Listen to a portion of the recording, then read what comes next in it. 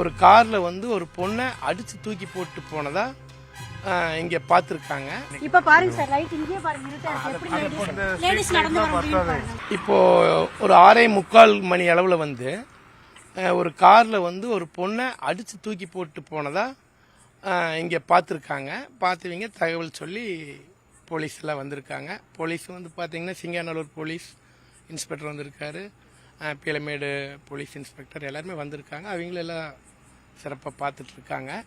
இது வந்து பார்த்தீங்கன்னா இந்த ஃபுட்டேஜில் வந்து அந்த பொண்ணு அலற சவுண்டு கேட்குது, ப்ளஸ் அந்த கார் வந்து மூவ் ஆகிறதெல்லாம் இந்த ஃபுட்டேஜில் கிடச்சிருக்கு.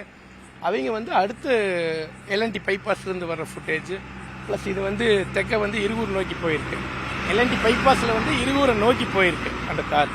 அதனால அங்கே வந்து செக் பண்ணுறதுக்காக போயிருக்காங்க. இப்போ அந்த பார்த்த பெண்கள் என்ன சொல்கிறாங்கன்னா, 2 பேர் வந்து அந்த பொண்ணை அடித்து கழுத்து பிடிச்சி தூக்கி காருக்குள்ளார தள்ளி டோர் சாத்தி போகிறதா சொல்கிறாங்க. அவங்களும் கத்தியிருக்காங்க, அந்த பொண்ணு அலறி இருக்கு.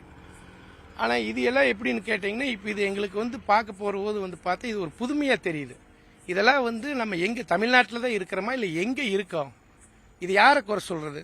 ஆட்சியாளர்களை குறை சொல்கிறதா, அரசியல்வாதிகளை குறை சொல்கிறதா, யார் சொல்கிறது? பாதிக்கப்பட்டவங்க ஸ்டூடெண்டா இல்ல ஏதாச்சும்? அந்த பொண்ணுக்கு ஒரு 25 வயசு மதிக்கத்தக்க இருக்கு அப்படின்னு சொல்லியிருக்காங்க.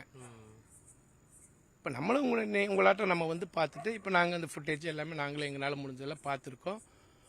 நம்ம லோக்கல் ஆள் அப்படிங்கிறதுனால எல்லாத்தையும் விசாரிச்சிருக்கோம். யாருன்னு தெரிஞ்சுதான் அந்த பொண்ணு யாருன்னு தெரியலைங்க. இனி போலீஸ் அவங்க விசாரிச்சு சொன்னா தான் தெரிய வரும்.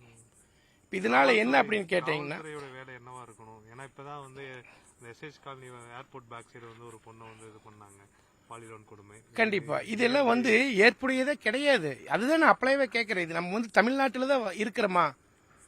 இது வந்து எப்படி நாடு சுதந்திரம் வந்துச்சுன்னு சொல்றீங்க? அன்னைக்கே மகாத்மா காந்தி என்ன சொன்னாரு?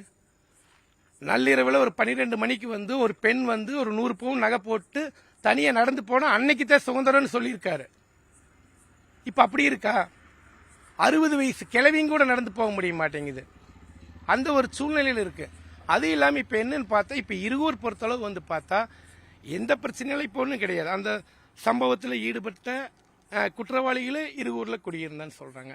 அந்த சம்பவத்தில் வந்து அந்த அந்த பெண்ணை வந்து கூப்பிட்டு போன இளைஞரும் வந்து இருகூர்னு சொல்றாங்க. இப்போ இதுவும் இருகூர். இது என்ன பண்றது? பொதுமக்கள் நாங்கள் எப்படி வாழ்றது?